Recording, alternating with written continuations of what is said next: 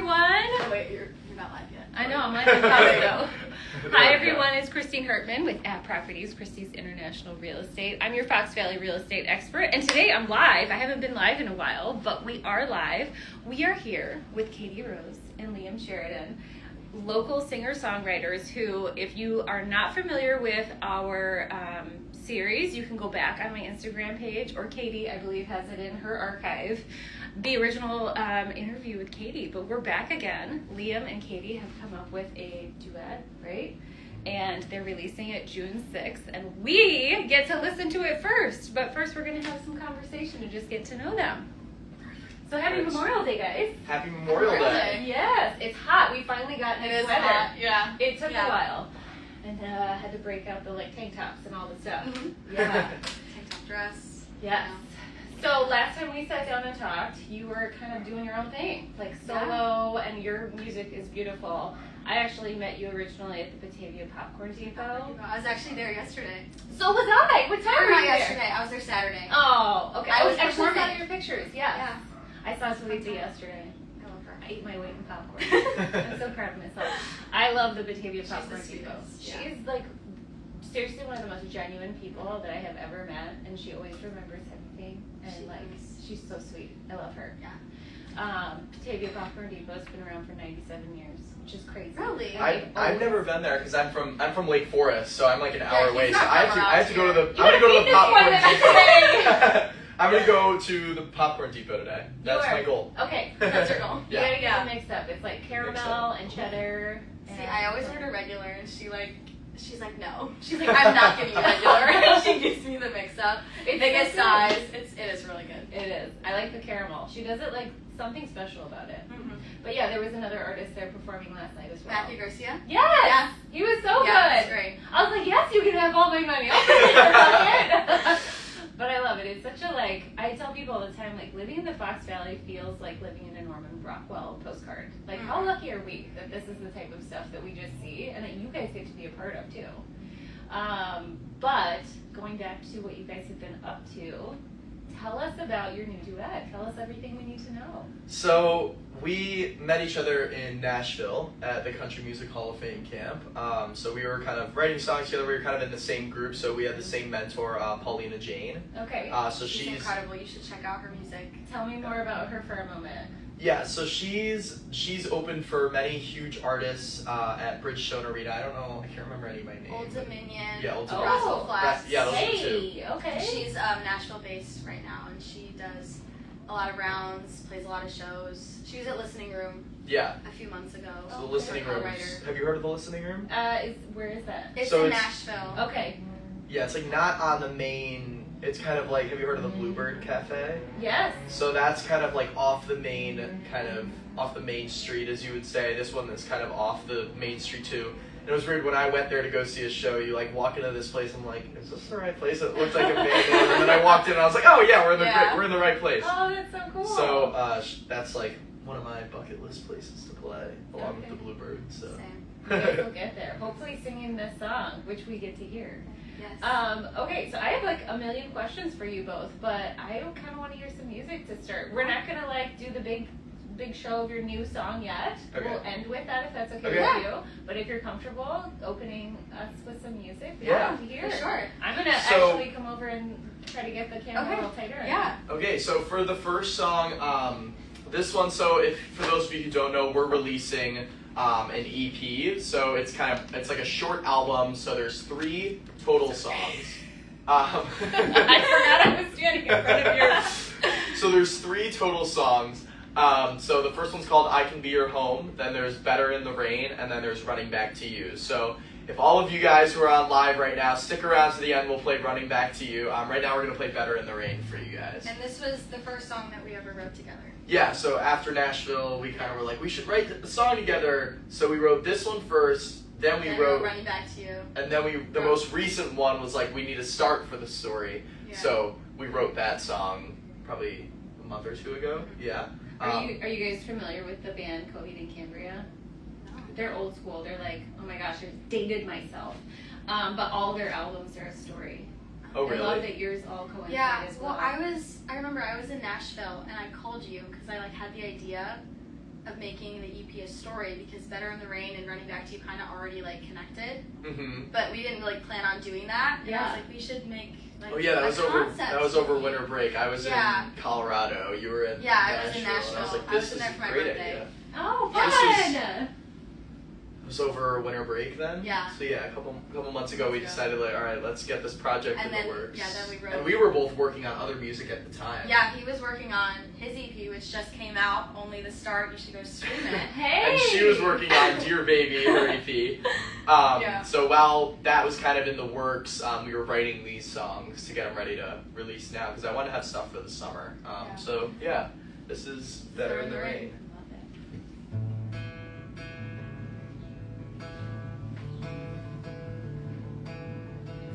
String marks on my fingers, last night's feeling lingers. I can't believe I let it get to me. God, it hurt. Free falling from the sky reminds me of the time you left me so damaged, yet somehow we're still standing. It's not fair that we go back and forth, acting like loving each other is such a damn chore. I don't wanna keep pretending that this will work, tearing me down 'cause apparently I'm not up to your word. Done hanging by a thread, just waiting for us to end. That's so. 'Cause I write better in the rain.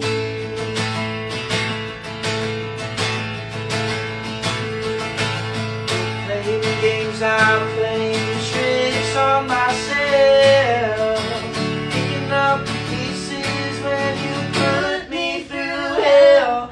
I'm starting to fall back while I'm watching you react.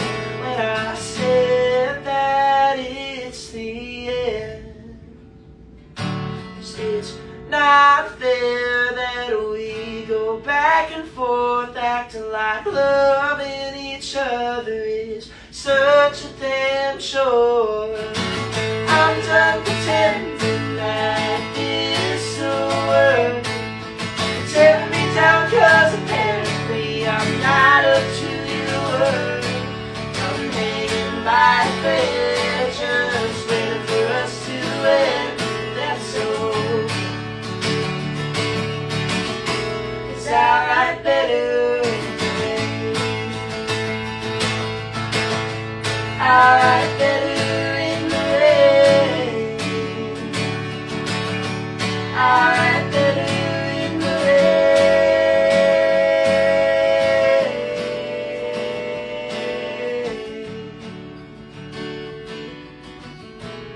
I write better in the rain. Yay! I love it! So It's beautiful. coming out with the rest of the music on June 6th. Okay, June 6th. Whoa, Sorry. just put that anywhere. So June 6th. So you all of these three songs. Okay, I'm just gonna leave it up right there. Perfect. It's gonna be That's great. good. I won't mess with it. Alright, thank you. So all these three songs, they tell a story. Yes. So tell me about the songwriting process and like how you guys got to where you are now with these beautiful talk about songs. Sure. So usually when we write, I feel like, at least especially with Running Back to You and I Can Be Your Home, I remember it's kind of just we say whatever ideas we have. And I know Liam usually brings a looper pedal and he like plays this like riff on the guitar, finger picks or whatever, and we kind of just listen to it over and over, and if we ever have an idea we just blurt it out, and then we kind of just piece a bunch of our ideas together. And the really cool thing is we're different types of writers, so you're more of a melodic music guy. Yeah, I would say like Paulina, when I was working with her in Nashville, when we were working with her, she would tell us that there's two types of writers in Nashville. There's the music writers and there's the lyric writers. And I think you're kind of, some people, there's very rare people that are very good at both. And that's why, you know, you look at songs and you see, you know, multiple songwriters. 20 people that were working on it. Okay. So Katie, I feel like you're much more of a lyrics person. I am much more of a lyrics person. I can see that about And, a lot of people, it's different for every person, but some people will write the lyrics first and put the music to it later. I'm very much like, I will put music to it first and then pull the lyrics in later. So, like, for the first writers, one, for Better in the Rain, when we were writing it, I hadn't seen Katie since Nashville, but I was just playing and I wanted to write some more, and I was, in my room or whatever, and I was like, all right. Went out of tune when it hit, but it's okay, I can tune it back. But I was kind of starting like, I want something a little different, and this. All right, we're gonna fix this. Do your thing. We're in no rush. And I also remember when we were writing, Liam, he came up with this idea, like, I write Better in the Rain, because it was raining, like, the day before he came over. And the second he said that, I was like, this would be a great, like, metaphor for, like, I do better, like, when I'm sad, like, I'm gonna be okay even though I'm sad, because, like, I write better. And we kind of used it as making these two people in our story as songwriters, and that it's okay that things aren't going to work out because they write better when they're set. There's so many ways in which that works in the real world. I feel like people get on their knees and they surrender to so many things in life, and it is in that surrender to for me it's to God, where I'm like, oh my gosh, this thing, and it's where I like have a full circle moment, and totally I could see that reflected in I Write Better in the Rain. The literal rain, right? The rainy day where you're at home and you're under your covers, maybe watching the show I told you about. Watch it. Did you? What episode did you get to? Oh, I watched the whole thing already. Oh my god! Okay, you guys, we're talking about off season, so we're gonna do this. So Katie, I've known Katie, and I watched like the first 2 episodes of I was hearing about this earlier when I was over at Katie's house. Oh my god! And so I watched the first 2 episodes, which if you've seen the series, is totally G-rated.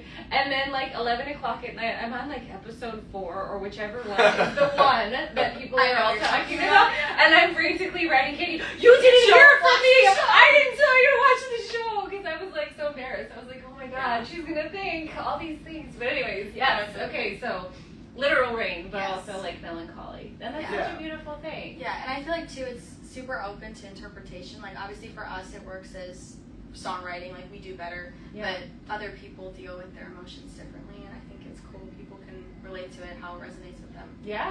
I'm sure you get a lot of people coming up to you talking about their personal stories. It's hard not to hear your own story in music. It's definitely interesting. I always, whenever people ask, who or what this song's about, and I was like, as much as it'd be interesting to kind of tell you that, it's more about like, how are you gonna listen to this song and take it? Because I know like one of my favorite songwriters, Lizzie McAlpine. Have you heard of Lizzie McAlpine? I haven't. She's much smaller. She writes these amazing songs along with another one, which is Noah Khan. I know him. Yeah, he's on the rise. He'll be playing the stadium soon.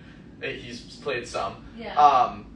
But I think it's not about what Noah or Lizzie was writing those songs about. It's about how I find myself and like why that lyric means so much to me. Yeah. Why this happened. So I always tell people whenever I'm curious, I'm like, well, what does this mean to you? Is always what I ask them. And a lot of people, especially my age, are always confused by that. But I think it kind of leaves them with that curiosity of like, why did I ask them that? And I think it's definitely something interesting that I feel like with music. I don't know if you've ever thought about it like that. Yeah. But I think everyone has their own story that I think that's how when I try to incorporate in my songwriting is like, even though it's specific to me, I know that it's gonna like relate to somebody else because I know somebody else has gone through something like this. And that's always been my goal with music. As I said, like I could play the biggest stadium or the smallest stage, and the only thing I really want to do is have one person say that this song meant something to them, and that's like my biggest goal. And I think to have someone say like, these lyrics meant something to me, they meant something in my life, and it changed my perspective, because that's what, songwriters did for me, especially for a lot of situations. So music is transcending beyond time. I feel like there are so many songs that I've heard throughout my life that take me back to a chapter in my life where it was happening, and it's like time travel. It's like I hear a song and I'm like, oh, I'm transported right back to high school or my college or whatever, like my babies, and that's really cool. And your music does resonate with so many people. I've heard it, I've seen it at your show.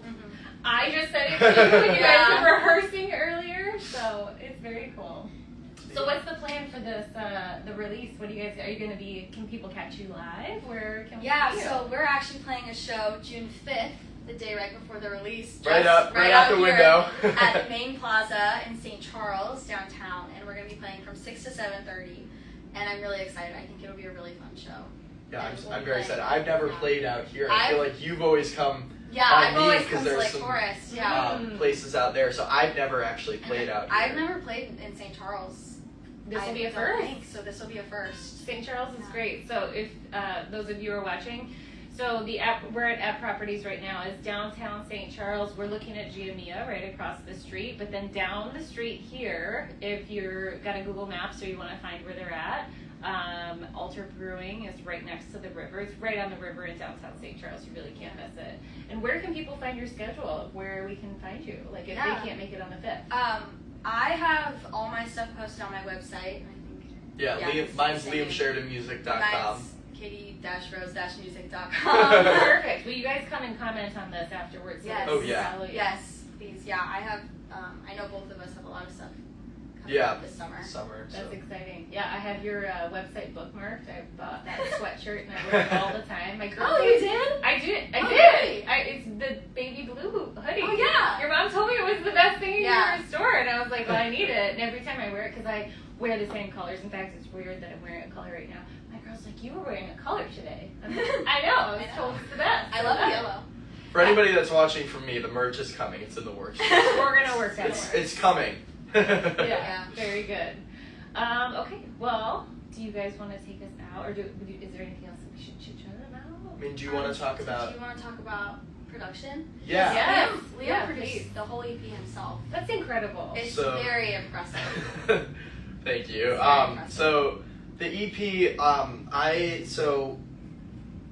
after Nashville, I think is when I kind of lit a fire, for lack of better words, under my ass to start, kind of doing music, because I'm like, I was seeing people at this camp who had albums, if not 2 albums out already, and they're 3 years younger than me, and I'm like, yeah, I gotta get Let's go. I gotta get moving.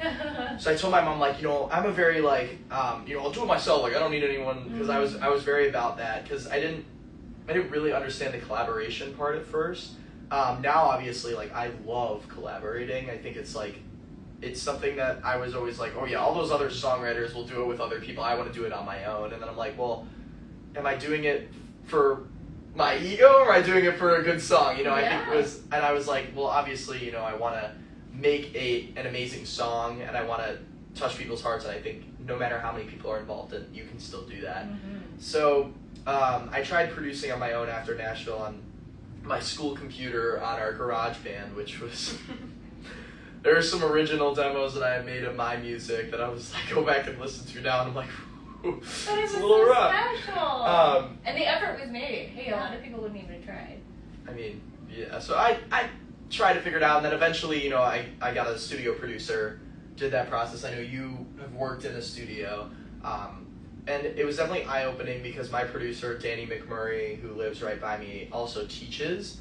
So he taught me a lot of what I know. And then for this project, we kind of I wanted to kind of do it differently in where I was able to, add all the elements in, because Danny was great because he would add all the stuff in. He's a drummer, so he did all the drums on my songs. Oh, neat. But I kind of wanted to make these kind of a different genre, and I kind of wanted to experiment on my own. I feel like 3 songs is the perfect, I'm not doing a whole album, but I just wanted to dip my feet into kind of the production world. Yeah. And, I got my own computer and got my own, microphones, and we recorded the entire thing, I think, at my house, because you would come and in my basement, we have that tile ceiling that you can kind of open, so we'd hang blankets. Blankets up. For the soundproofing? Yeah, for the soundproofing. Wow. And we literally recorded all your vocals one Sunday morning. I think it was, you had a show the night before or something like. I had a school musical. Oh yeah, the Yeah. last night, and we both got. It was probably like 9 in the morning. We both. She got The there, morning and I voice was just was like, and I was scary. like, Hey, Are you we- remember the episode of Friends where Phoebe got a cold and then she Yes. tried to... It's a For thing! sexy rap. Yeah, she was It is a trying to wipe snot out Yeah. of her face. Yeah, Yeah, I know what you're talking about. That's my favorite show in the world. It's so good. I love that show. So we kind of recorded it like that, and then I would kind of take those and I'd say, you know, like, what am I going to add here to contribute to the song? Does it need drums? Does it need electric guitar? Does it need violins? Does it need piano? Does it? And I have background in all of those except for drums. So yeah, I think I just did my best with the drums, and then everything else. You know, I loved producing. Just it was so cool to just be able to say that this was totally made in a room. That's And I think amazing. the product that we produced, I mean, I feel like it's pretty good for being made in a room, and It's really good. I want to be Yeah. able, because I know other musicians that are kind of like, oh, I don't want to pay for the studio time, you know, I don't want to do that, and I'm like, people are like, it's impossible to do from your room, and I'm like, well, yes and no. You know, I told my mom, I'm like, well, instead of investing in more studio time, let's invest in just some of the bass equipment. That makes so much sense. So, and I was like, I know that it's not about you can't do it. It's about having to take the time to learn how to make it sound good in that room. Yeah. And I think that goes for anyone, you know, trying to produce or be a musician out there. Like, don't ever think that the equipment itself is holding you back. I think it's much more like, if I got a better guitar, I would sound good. No, it's not necessarily the case. And then also, you know, if I have a better microphone, it'll make the vocals sound better, which, again, there's certain things that will do that and there's certain things that won't. So I think I definitely wanted to also kind of take a reach out to the producing side of people and kind of be like, you know, you can do this. And I'm really happy with how they turned out. So I'm glad. And then we got them professionally mastered, which is a standard practice, just, you know, bringing them up. But that's more like behind the scenes, you know. Yeah. Stuff like that, so. Well, that's very cool. If I may reflect on my impression upon this, like, I think it's beautiful that you guys just went for it.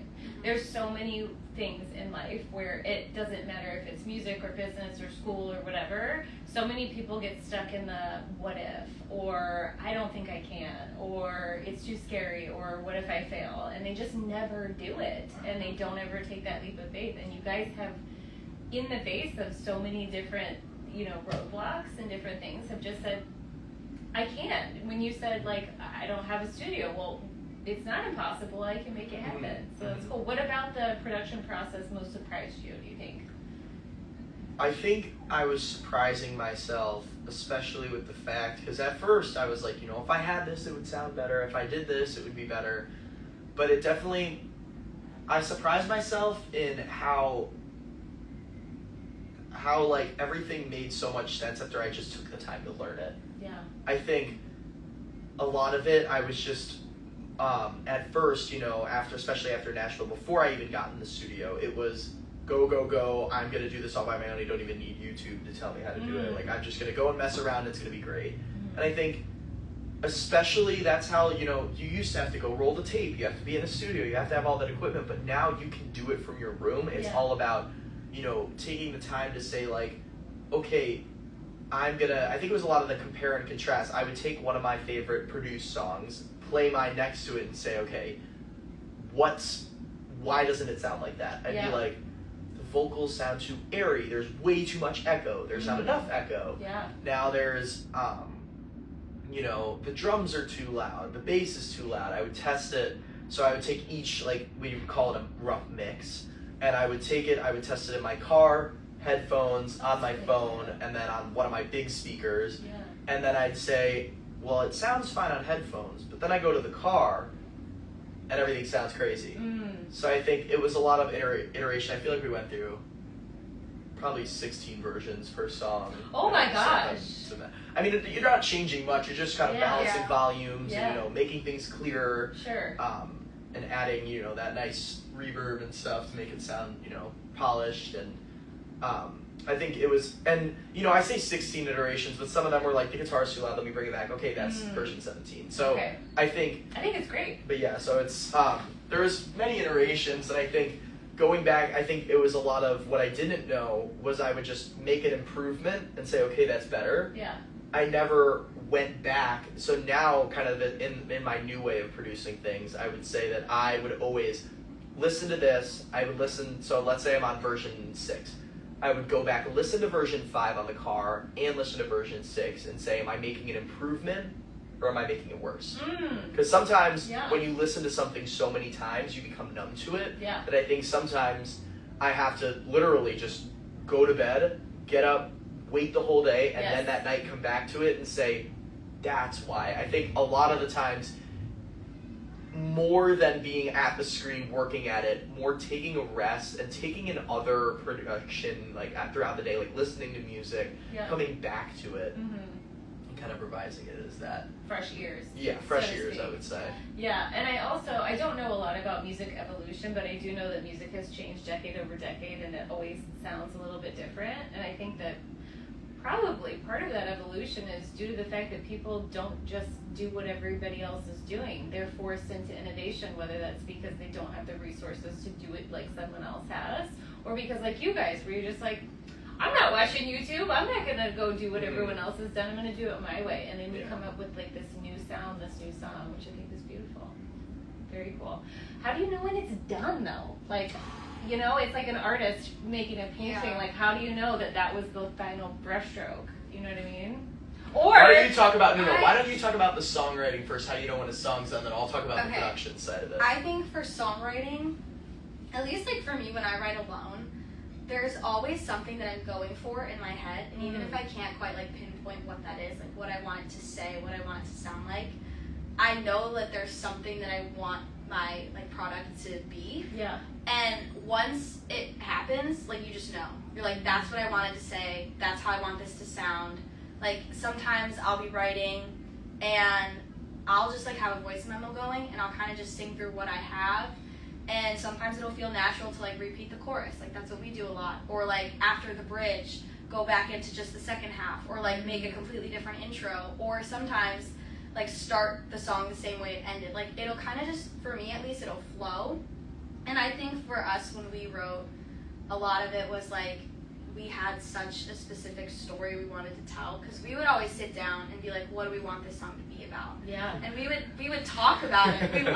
We would talk about it before. And honestly, a lot of our writing was just us like making this story. And then we used that and we wrote our lyrics and we figured out what we wanted to say before we actually said them and figured out how we were going to say that. And like, I feel like for us, once it clicked, it clicked. Yes, like, I think we're very much, and this is interesting because I feel like before I would always be like, okay, I have a song now. Okay, I'm going to write it today. Like, I didn't have like a schedule. This was like, I'm driving an hour, we're going to write a song. I love that so much. And then we would go sit around for probably 3 or 4 hours being like, what are we going to write about? You know, let's go get some food, you know, let's do this. And then finally I'd be like, okay, here's the guitar part that's been in my head. And I'd be like, this is, you know, I Can Be Your Home. I was just like, okay, this is like, I feel like if we have like something rolling like it, then like, imagine like getting that melody. And then I was like, I want it to go higher. So beautiful. And I was like, well, do we want the vocal to go, or do we want it to be different, like something like that, like. It's so cool to watch you guys. I'm sorry. I'm like totally sick. I'm like, oh my god, I just want to play instruments, and then you have such a beautiful voice. Oh, thank you. You both do. I mean, it's really cool to sit here. Sorry. Took me out of myself for a second. Also, I feel like with us too, we would like have our moments where we would get distracted a lot, and then we would. I'd be like, can we like? We would also just randomly start like going into like random tangents and like deep conversations, and then we'd like circle back and we'd lock in and we'd finish a chorus, finish a verse in like 20 minutes. Oh, I feel like one of my favorite memories was with Running Back to You, which we're gonna play here in a few minutes. It started out like. What was it? I don't know. Yeah. I was like, we had this nice melody, but then I was like, okay, like, how are we gonna build this? It can't be that for the whole song. So I was like, what if I go like, and then I remember Katie's face just going like, and I was like, yeah, like this is it. Okay, okay, how are we And gonna then we build started it? singing the chorus. Yeah, and they were we like, then we started going, I'm like, okay, let's do it like Noah Khan's Hosier, is what I like to call Oh it. my gosh, I love that Um, moment in that song. Yeah. So- we got something like that. That was kind of like, I even, when I name all my tracks in my Mhm. songs, because, there's like 24 or whatever tracks in this song, which is all the different instruments. One of them was literally Katie Hosier and Liam Hosier. And Oh, wow, that's so good. so we just named it, so that's like little Easter eggs I throw in there. Yeah. But that was kind of the moment where I was like, okay, like it's gonna build here. And now we're hanging. Okay, now I'm like,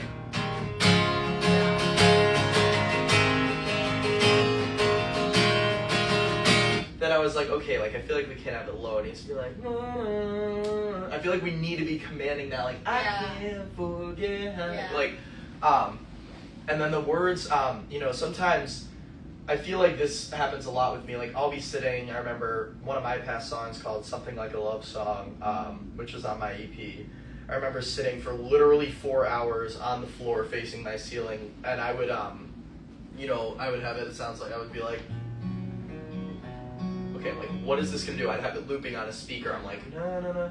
And then finally, I would come up with the first line and be like, okay, like that. And then the whole song would be done in 30 minutes. And I feel like Oh that my was gosh, that's Yeah. so interesting. that was the That's thing with something that we us. would do. I feel like, I remember we were writing Running Back to You. We didn't have like any ideas, and I remember oh my we were gosh, we were like 8 hours we were sitting in this 8 room. hours. We were And at his we were like- house, and he was playing the looper, and we're both just sitting on the couch on our phones, like no Yes. ideas flowing. Oh god. This was just literally playing for literally 8 hours Like straight. it was so. Or it was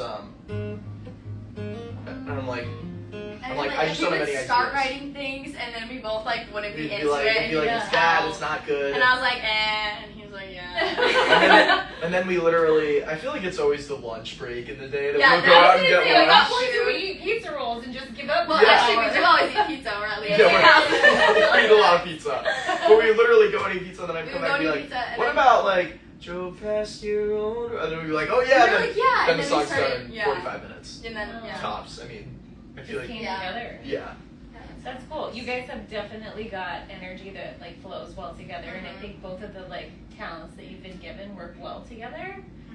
Thank you. I also feel like we're always like on the same page, especially now because we Oh, play with yeah. each other a lot. Yeah. Like when we wrote "I Can Be Your Home," it was very like once we locked in, it was like Yeah, because we're I on feel the like same page. Better in the Rain, I mean, I had never done a co-write I session had before never done a besides real co-write with either. Paulina, the mentor, who kind of is more like guiding, Yeah. Yeah. how do you do a co-write, how does this work?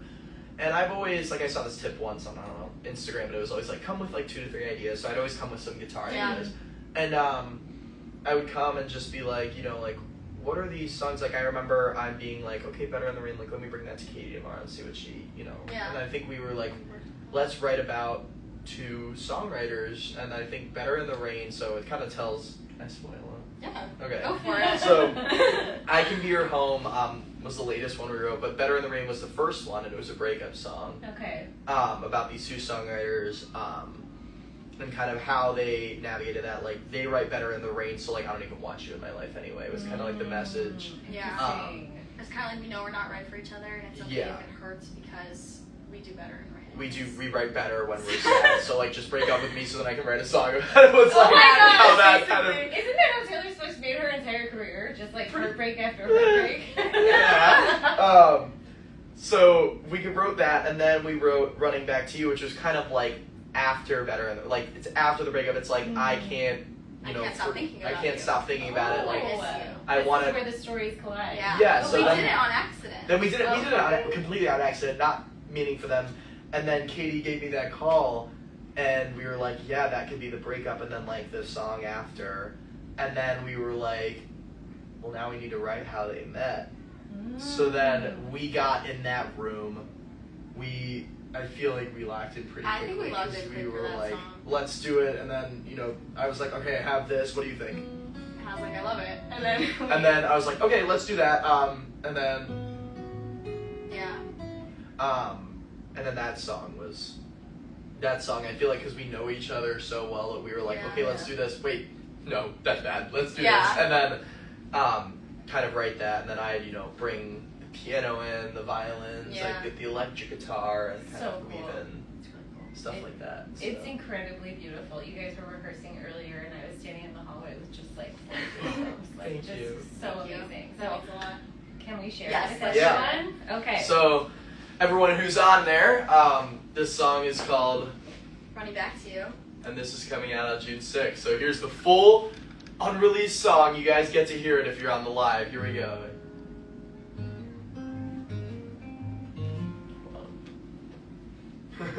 Here we go.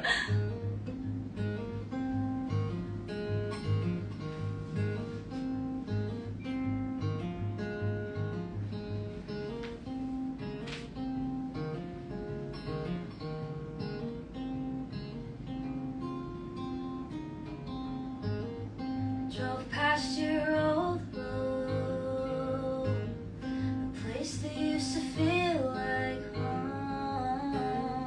You'd hold me as we danced around your kitchen. Now it feels like a part of me is missing. It all comes back to me. Forgetting you isn't easy. The smell of your perfume,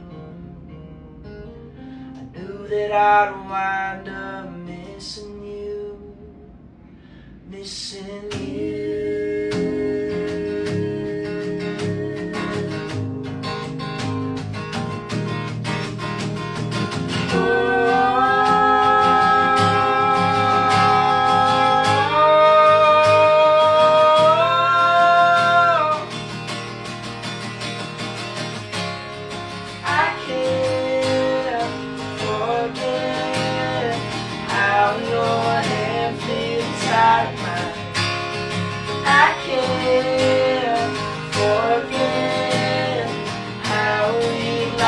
Until we cry, I can't help but choose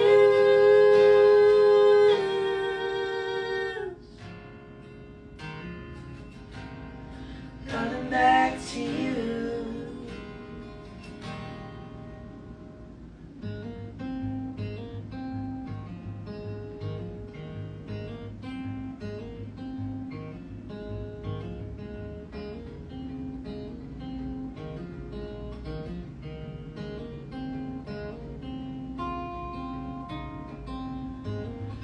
Wanna leave a message at the tone, can't seem to find the words on my own. Haven't heard that voice in a while. My hand is still frozen over dial. Stopped at the bar downtown, trying to drown the memories out. The smell of whiskey filled the room, took me back to kissing you, kissing you.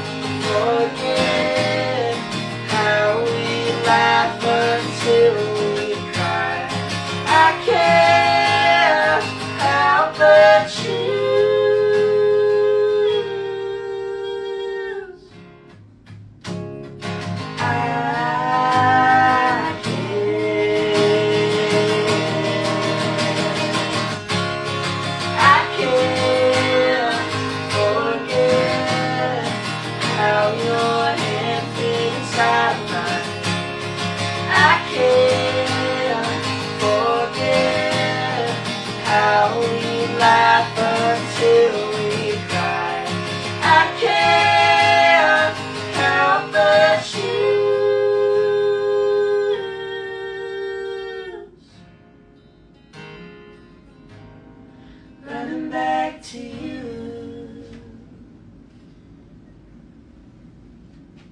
So good, you guys. I love it. Thank Thank you so much for having us. Oh my Yes, gosh, thank I'm you so much. so honored to just sit in the room and listen to this. And you guys just thank you for coming out. I'm going to do what the Hot Ones host does and let you guys take us out. You can say what you want to say. Where can people find you? Where, all the things. Yeah. Yeah, so I mean, I'm Liam Sheridan Music on all platforms. I'm Katie Rose Music on all platforms. So, and this song will be out anywhere you get your music. So, those 3 songs will be out. If you're in Chicago, it'll be 11 p.m. on June 5th. And we'll be around. We'll probably be live streaming or something at 11, just for fun after our show and things like that. So, we'll see you guys when these song releases. We'll have some more snippets coming for you guys soon. So, thank you guys so much for watching, and thank you so much for having us. Oh, you're welcome. Thank you, everyone, and have a good Memorial Day. Happy Memorial Day, everybody. Day. It says I reached my limit, but I think it was still streaming, so. Yep. Alright. Alright.